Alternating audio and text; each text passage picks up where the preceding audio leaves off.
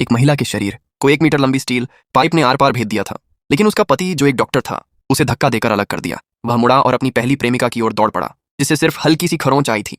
वह उसे अपनी बाहों में उठाकर आग से बाहर ले गया, बिना एक बार भी पीछे मुड़कर देखे। उस आदमी की पहली प्रेमिका की आंखों में उपहास देखकर महिला की आंखों से निराशा के आंसू बहने लगे। उसी समय एक और खंभा उस पर गिर पड़ा।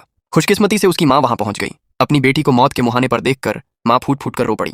महिला ने टूटी हुई आवाज में कहा, माँ, मैं उससे तलाक चाहती हूँ।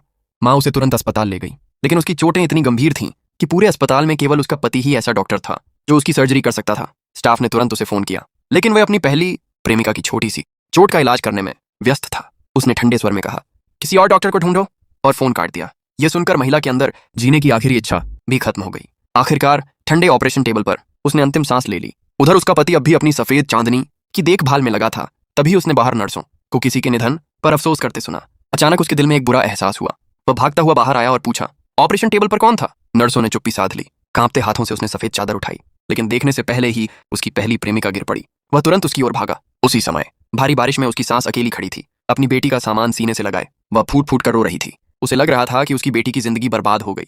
फिर भी उसने उस आदमी को आखिरी मौका देने का फैसला किया। उसने फोन किया और कहा, कल सुबह 10 बजे तक आकर मेरी बेटी से मिलो, और फोन काट दिया। अगले दिन उसकी पहली प्रेमिका ने जिद की कि वह खुद उसकी पट्टी बदले। बेबस होकर उसने अपनी सास को फोन किया, मैं देर से आऊंगा। उसे नहीं पता था कि वह अपनी पत्नी को आखिरी बार देखने का मौका खो चुका है। पट्टी बदलते समय अचानक उसके सीने में तेज दर्द उठा। उसे अपनी पत्नी के साथ बिताए मीठे पल याद आने लगे। उसने फूलों का एक गुलदस्ता खरीदा और उससे मिलने चला, लेकिन जैसे ही उसने दरवाजा खोला, उसके सामने उसकी पत्नी का शोक सभा कक्ष था।